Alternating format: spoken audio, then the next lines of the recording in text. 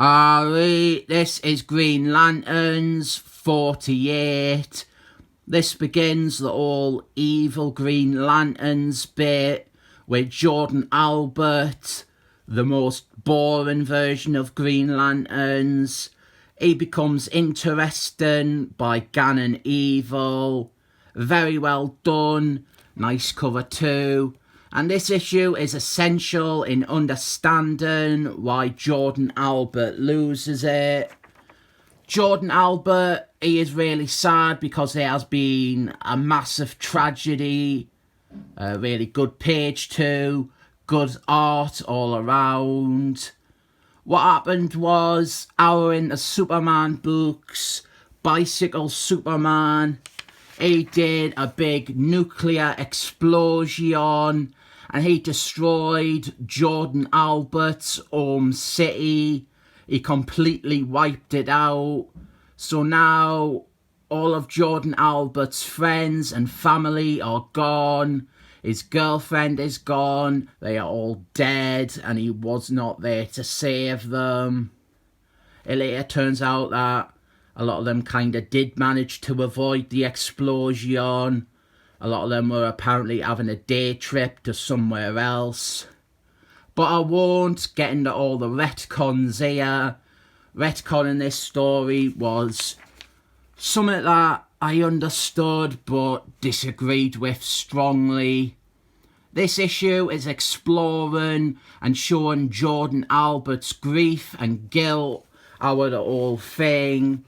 And as you can see here, how he uses his Green Lantern's ring to try and help him cope. First, he uses it to create a construct of his father for him to talk things through with. And his dad is a classic disapproving dad. And Jordan Albert has spent his whole life trying to live up to his imagined standards of his neglectful father. And here, he kind of wants his dad to say, "You did your best, son," and help absolve him from all his guilt. But since he is just an imagination based on Jordan Albert's memories, the dad fucks off and just abandons him. And then he dies in a plane crash. Everything that Jordan Albert creates is limited by his own mind and experiences. And now it is his mum, Martha. He creates a construct of her. And yeah, I normally hate these types of issues, but this is good. His mum died in that explosion, and now Green Lanterns, he uses his ring to recreate a copy of the destroyed city. I think this remains some of the most ridiculous and extreme usage of a Green Lantern's ring. Like, this is insane, and I do kind of take issue with it because I didn't believe Jordan Albert's awareness of the city would be as keen as necessary to perfectly replicate it. Like, he wouldn't know what was inside certain buildings. I imagine this is just like a weird and constantly changing, almost dream state-like recreation of the city. It is a pretty wacky idea and definitely worth more exploration than it gets. But the main thing is that this is making Jordan Albert start to feel a bit of a god complex. Also, this whole thing makes no sense when John Jeffries came along and retconned it so that it takes a lot of concentration to use the Green Lantern's rings to even make the smallest of things. Because look at how effortless Jordan Albert makes creating a city look. Then he meets his old high school sweetheart. She was also caught in that blast that wiped out the city. But at least a perfect soulless facsimile, it gets to hold his hand. I think that is the interesting thing, that everyone in this city would be perfect to Jordan Albert's desires. This whole recreated city is just based on Jordan Albert's recollections and even some outright dreams. But then his ring, it runs out of charge and it fades away, which is also concurrent with when something was going to happen that Jordan Albert had no reference point for. So maybe it wasn't just that it was running out of charge, but Jordan Albert, his ability to architect a world, it had reached a stumbling block. Then he is contacted by one of the Smurfs who tell him off for abusing his ring's power for personal gain and tells him that he has forfeited his right to be Green Lanterns.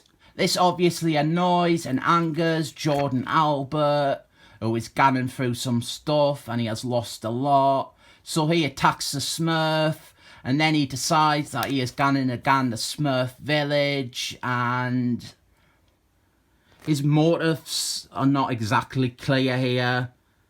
Maybe he just wants petty revenge for them trying to hashtag cancel him for using his ring to hold a girl's hand.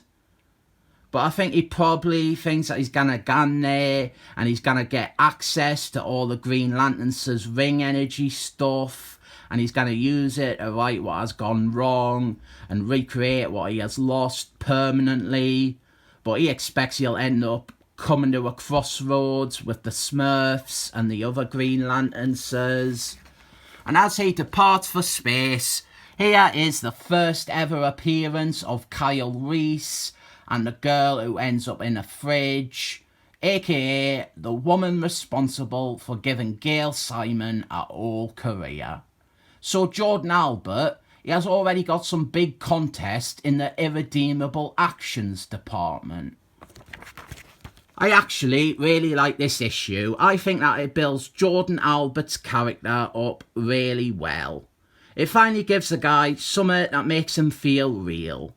He is struggling, he is properly struggling to cope with a gigantic failure and enormous losses. Jordan Albert, his fall from grace is well done because it is like a cautionary tale. It is not a hero one day waking up and being evil. It's not a hero being seduced by the dark side. It's a hero ending up crushed by his own inability to fix things. I think that Jordan Albert, he is a rare exception where he adds more to the DC universe as a villain or a fallen figure than he ever did as a bland, personality-less hero. Before this, the only time a Green Lanterns comic was any good was either when Alvin Stewart took over or when Jordan Albert co-starred with other characters. Jordan Albert was rubbish. They made him good for a few years, then they made him rubbish again. I just wish in this brief time that we had a take on the character that was not dull. We had gotten to see much more of him. 7 thumbs up.